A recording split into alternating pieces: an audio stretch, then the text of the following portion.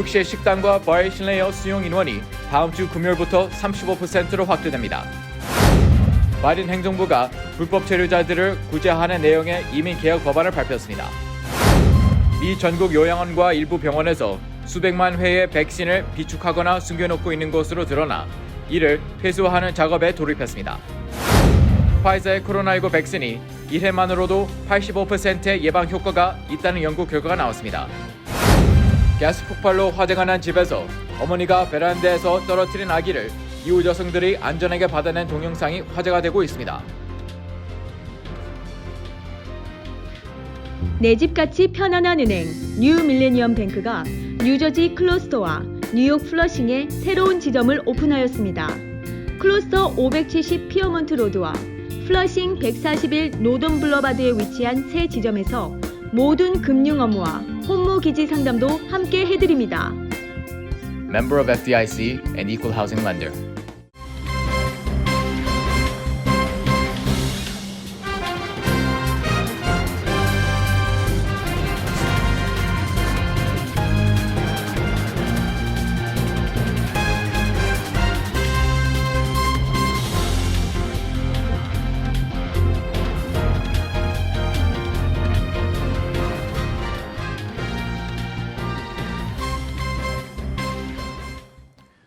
여러분 안녕하십니까? KBTV 뉴스9 이창원입니다. 오늘 앤드루 코모 주지사가 뉴욕 시내 식당과 바의 실내어 수용 인원을 현행 25%에서 35%로 확대하겠다는 내용을 발표했는데요. 이는 다음 주 금요일인 오는 26일부터 적용될 것으로 보입니다. 이런 가운데 어제 오후 7시 기준 미국 내 영국발 변이 코로나 바이러스 누적 감염자 수는 1,500명을 돌파했습니다. 김은지 기자입니다. 지난 12일 앤드류 코모 뉴욕 주지사는 뉴욕시 식당 실내 영업을 25%의 수용력과 10시 이후 폐쇄 명령 조치하에 재개했으며 이후 이틀 만인 14일에는 이 조기 영업 마감 시간을 오후 11시로 연장한 바 있습니다. 뉴욕시를 제외한 뉴욕주 나머지 지역의 식당들은 50%의 수용력으로 재개할 수 있었지만 뉴욕시는 코로나19 양성률, 신규 확진율 등 코로나19 관련 지표가 지속적인 감소세에 들어서야 단계적 재개를 시사한 후 시행에 돌입한 것입니다. 그러나 지역 업주들은 여전히 제한된 좌석 수용 능력과 애매하게 문을 닫아야 하는 행정명령 때문에 수입에 있어 크게 달라지지 않는다며 아직도 먹고 살기 어렵다고 불만을 제기해왔습니다. 이와 더불어 집에서 요리해 먹기도 지쳐버린 뉴욕 시민들이 상대적으로 제약이 완화된 뉴저지주로 건너가 식사를 하는 경향이 나타나기도 했습니다. 이와 관련해 쿠오모 주지사는 뉴욕 시민들이 뉴저지주로 넘어가 식사를 하는 것은 주정부의 행정명령을 무력화시킨다며 효력이 그 힘을 다하지 못한다고 말했습니다. 또 뉴욕시 식당과 바 업주들은 코로나19 지표가 뉴욕시보다 더 높은 지역은 50% 수용력으로 허용하면서 왜 뉴욕시만 차별하냐는 목소리를 내기도 했습니다. 이런 가운데 어제 오후 7시 기준 미국 내 영국발 변이 코로나 바이러스 누적 감염자 수는 1,523명으로 집계됐습니다. 영국발 변이 바이러스 감염자는 남부 플로리다가 433명으로 가장 많았고 미국에서 인구가 가장 많은 캘리포니아에서도 195명이 감염됐습니다. 미시간에서도 157명이 나왔습니다. 남아프리카 공화국발 변이 바이러스는 미국 내 10개 주에서 21명이 나왔습니다. 메릴랜드에서 8명, 캘리포니아와 매사추세츠, 버지니아, 사우스캐롤라이나에서 각각 2명 등입니다. 브라질발 변이는 미국 내 4개 주에서 총 5명이 확인됐습니다. 미네소타 2명, 플로리다 1명, 메릴랜드 1명, 오클라호마 1명 등입니다. 워싱턴대 의과대학 보건계량분석평가연구소는 오는 6월 1일까지 미국 내 코로나19 누적 사망자 전망치를 61만 4,500여 명으로 추정했는데 변이 바이러스가 확산할 경우 이 전망치는 61만 5,200여 명으로 늘어납니다. 다만 마스크 착용을 보편화할 경우 누적 사망자 전망치는 58만 300여 명으로 크게 줄어들 것으로 예상했습니다. KBTV 뉴스 김은지입니다.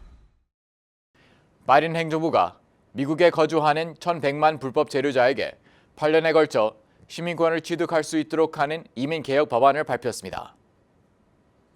민주당은 바이든 대통령이 취임 첫날 연방의회에 제안한 미국 시민권 법안의 구체적 발의 내용을 공개하고 8년 내 시민권 취득 자격을 부여하는 것을 골자로 한 사상 최대 규모의 이민 개혁안을 추진한다고 공식 발표했습니다.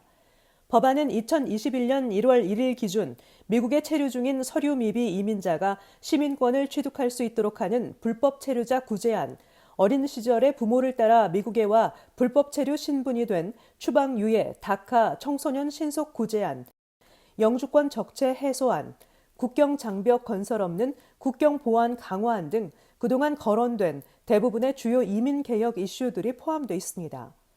법안은 또 과거 최소한 3년 이상 미국에 체류하다 도널드 트럼프 행정부 시절 일단 추방당했다가 다시 입국한 경우는 인도주의 차원에서 관련 규정을 면제한다고 명시하기도 했습니다. 이 밖에 미입국과 마약 밀수, 인신매매 조직에 대한 강력한 단속 정책을 지속하면서 한편으로는 중미에 난민 처리 센터를 설치해 난민들이 보다 안전하게 미국으로 입국할 수 있도록 하는 방안을 포함하고 있습니다. 또 이민자에 대한 차별적 시각을 근본적으로 뿌리뽑기 위한 차원에서 에일리언이란 용어를 퇴출하고 비시민권자라는 용어로 대체하는 내용도 있습니다. 이 법안은 불법 이민에 강경했던 도널드 트럼프 전 행정부의 이민 정책을 완전히 뒤집는 것인데 한편 공화당의 협조를 얻기가 쉽지 않을 것이라는 전망도 나오고 있습니다. 미국에서는 로널드 레이건 대통령 시절인 1986년 300만 명의 미등록 이민자를 합법화한 이후 시민권 획득과 관련한 대규모 법안이 통과된 적이 없다고 워싱턴 포스트는 지적했습니다. 이번 바이든표 이민 법안이 의회를 통과하면 35년 만에 대규모 이민 개혁인 셈입니다. 임기 초반에 이런 이민 법안을 내놓은 것은 버락 오바마 전 대통령의 실기를 되풀이하지 않기 위해서라고 폴리티코는 지적했습니다. 전국적인 백신 부족 사태로 백신 접종 예약이 줄줄이 취소되고 있는 가운데 전국 요양원과 일부 병원에서 약 600여만 개의 백신을 비축하거나 숨겨놓고 있는 것으로 드러났습니다. 이에 따라 일부 주는 숨겨놓은 백신을 모두 회수해 65세 이상 일반인 접종용 등으로 우선 사용할 계획입니다. 보도에 김은지 기자입니다. 뉴욕타임스는 요양원에서 백신이 남아도는 이유는 연방당국이 각 요양원에 대한 백신 공급 물량을 정할 때 실제 입주자가 아닌 침대 수를 기준으로 백신 물량을 할당했기 때문이라고 설명했습니다. 미국 헬스케어 협회에 따르면 전국 요양원의 실제 입주자 비율은 전체 침대 수의 68%에 그치고 있습니다.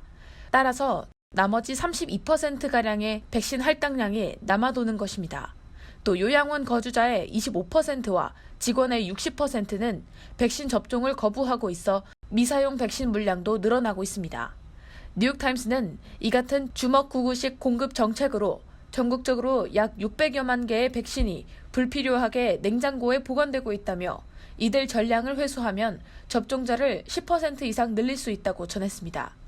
현재까지 1회 이상 접종을 마친 미국인은 12%에 그치고 있습니다. 이에 따라 앤드류 쿠오모 뉴욕 주지사는 최근 조 바이든 행정부에 뉴욕주 요양시설에 초과 할당된 10여만 개의 백신을 회수해 65세 이상 일반 접종용으로 사용할 수 있도록 해줄 것을 요청했습니다. 일부 주는 각 요양원이 비축한 백신 재고가 고갈될 때까지 공급을 중단하고 있습니다.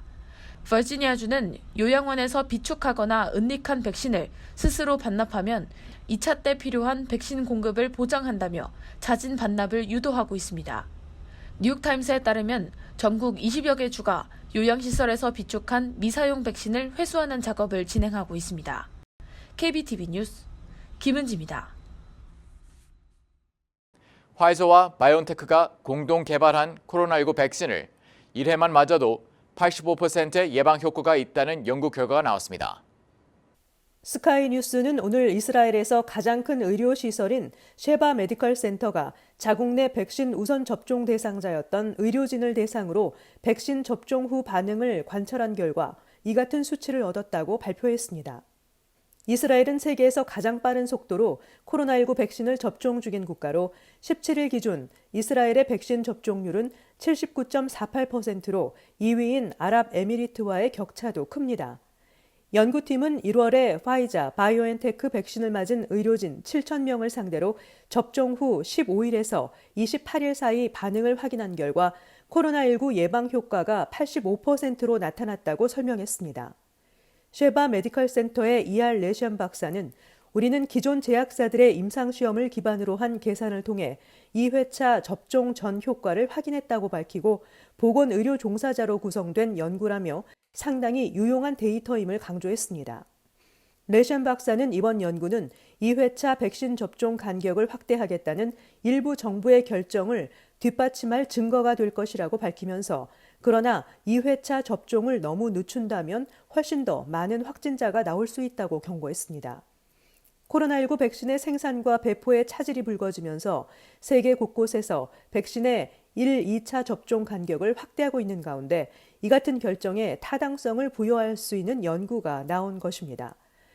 한편 조 바이든 대통령은 취임 이후 화이자, 모더나와의 백신 추가 계약 등을 통해 오는 7월 말까지 모든 미국인이 접종 가능한 백신을 확보한다는 게 목표입니다. 그러나 기존 백신의 경우 변이 바이러스에 얼마나 효능을 발휘할지 아직 명확하지가 않습니다. 화이자의 경우 어제 기존 백신이 남아공발 변이를 상대로 항체 보호 효과가 3분의 2 정도로 떨어질 수 있다고 밝힌 바 있습니다. 가스 폭발로 불이 난 연립주택 2층에서 어머니가 떨어뜨린 아기를 이웃 여성들이 안전하게 받아내 화제가 되고 있습니다. 김은지 기자입니다. 어제 오후 3시경 뉴욕시 브롱스 지역 모리스파크에 있는 3층짜리 연립주택에서 가스 폭발로 화재가 발생했습니다. 폭발의 위력은 유리창이 산산조각이 나고 전선줄이 날아갈 정도로 강력했습니다. 아래층에서 발화한 불길은 삽시간에 3층까지 덮쳤습니다. 이때 2층 베란다에서 한 여성이 아이를 안고 살려달라며 아우성쳤습니다. 그러자 화재 현장에 있던 이웃 주민 안토니 콜린스 등 3명의 여성이 코트를 벗어 그물처럼 펴 마주잡고 아이를 떨어뜨리라고 고함쳤습니다. 어머니는 처음에는 겁이 나 주저하는 모습을 보였지만 점점 불길이 거세지자 결국 아이를 밑으로 던졌고 세 여성은 아이를 안전하게 받아냈습니다. 아이는 병원에서 기적적으로 회생했습니다. 이날 한 남성은 사다리를 타고 2층으로 올라가 다리가 부러진 여성을 구출했습니다. 대낮에 발생한 이 화재로 어린이 6명을 포함한 9명이 부상을 입었습니다. 이 중 어린이 2명은 아직 위독한 상태입니다. 소방당국은 가스 누출로 사고가 난 것으로 보고 화재 원인을 조사 중에 있습니다. KBTV 뉴스 김은지입니다. 어제 앤드류 코모 뉴욕 주지사는 코로나19 방역수칙 위반으로 적발된 뉴욕주의 식당과 바 등 23개의 업소의 주류 라이선스를 정지한다고 발표했습니다. 이에 따라 한인 동포 커뮤니티의 스몰 비즈니스계에서도 다시 한번 특별한 주의가 필요해 보입니다. 이번에 적발된 업소를 지역별로 살펴보면 브롱스 2곳, 브루클린 6곳, 맨하탄 3곳, 퀸즈 7곳, 나소 카운티 1곳, 서포 카운티 4곳 등입니다. 이에 따라 코로나19 팬데믹 기간 중 주류 라이선스 정지 명령을 받은 식당과 바는 총 393곳으로 늘어나게 됐습니다. 뉴욕주는 코로나19 방역 규정을 위반한 사업체에 위반 건당 최대 1만 달러의 벌금을 부과하고 있으며 심각한 위반 사항일 경우에는 주류 라이선스를 정지시키고 있습니다. 이번에 적발된 식당들은 사회적 거리두기를 지키지 않거나 마스크 미착용, 영업 금지 시간 이후에 영업을 한 것으로 나타났습니다. 최근 코로나19로 인한 우울증, 이른바 코로나 블루 문제가 대두되고 있는 가운데 뉴욕시에서 극단적인 선택을 하는 학생들이 증가하고 있는 것으로 나타났습니다. 빌 드블라시오 뉴욕시장은 어제 최근 코로나19로 수업이 원격으로 이뤄지면서 고립됐다고 느끼는 학생들이 많아지면서 스스로 목숨을 끊는 일까지 발생하고 있다고 밝혔습니다. 드블라시오 시장은 특히 최근 3주 새 3명이 자살을 선택하는 안타까운 일이 발생했다고 말했습니다. 뉴욕시 교육국에 따르면 올 들어서만 벌써 5명의 학생이 스스로 목숨을 끊었습니다. 지난해 한 해를 통틀어 4명에 불과했던 것과는 대조적인 모습입니다. 드블라시오 시장은 코로나19로 인해 많은 학생들이 규칙적인 일상생활을 하지 못하게 되면서 이 같은 문제가 발생하고 있는 것으로 보고 있다며 이것이 가능한 빨리 학교 대면 수업을 재개해야 하는 중요한 이유라고 강조했습니다. 세입자 강제 퇴거 및 주택 차압을 금지하는 연방 차원의 유예 조치가 오는 6월 말까지 연장됐습니다. 조 바이든 대통령은 당초 3월 말 종료 예정이던 이 같은 내용의 퇴거 및 차압 유예 조치를 6월 말까지 연장하는 행정명령에 지난 16일 서명했습니다. 이에 따라 코로나 팬데믹 기간 경제적인 타격으로 모기지를 제때 내지 못하고 있는 주택 소유주들은 오는 6월 말까지 차압 위기에서 벗어나게 됐으며, 동시에 주택 소유주들도 렌트를 내지 못한 세입자들을 6월까지는 강제 퇴거시킬 수 없게 됐습니다. 렌트비를 제때 납부하지 못하고 있는 세입자들은 연방질병통제예방센터 CDC에 퇴거 중단 신청서를 작성해 주택 소유주에게 제출하면 됩니다. 대상은 세입자 1명 기준 연소득이 9만 9천 달러, 부부 합산 19만 8천 달러 미만이어야 합니다. 신청서는 CDC 웹사이트에서 내려받을 수 있습니다. 어제 앤드류 쿠오모 뉴욕 주지사는 코로나19 팬데믹 공공보건 위기 상황에 대한 대응의 일환으로 건강보험 공개 가입 기간을 5월 15일까지 연장한다고 발표했습니다. 쿠오모 주지사는 이날 보건 책임자들과 함께 발표한 성명에서 코로나19 상황에서 건강보험은 누구에게나 어느 가족에게나 매우 중요하다며 건강보험 가입 기간을 2달 연장함으로써 뉴요커들이 자신과 가족들에게 가장 알맞는 보험을 찾을 수 있는 시간적 여유를 갖게 될 것이라고 밝혔습니다. 보험 가입은 뉴욕주 건강보험거래소 웹사이트를 통하거나 보험회사를 통해 직접 가입할 수 있습니다. 무료로 보험 가입을 도와주는 기관을 찾을 때는 주정부 웹사이트를 이용하면 편리합니다. 주지사실 발표에 따르면 오는 3월 15일까지 가입할 경우 보험 커버리지가 4월 1일부터 적용됩니다. 또 4월 15일까지 등록하면 5월 1일부터, 5월 15일까지 가입하면 6월 1일부터 보험 혜택을 받을 수 있습니다. 잠시 후 커뮤니티 브리핑을 전해드립니다.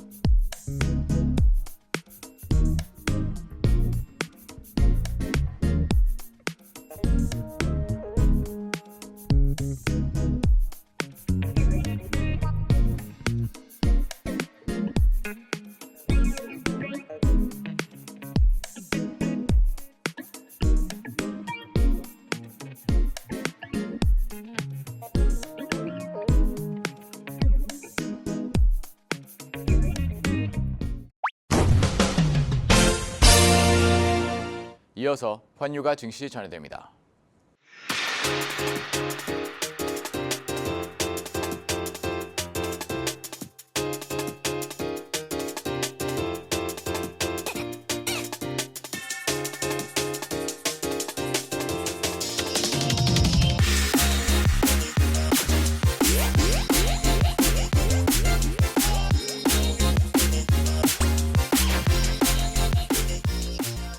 잠시 후 뉴욕과 뉴저지 날씨 전해드립니다.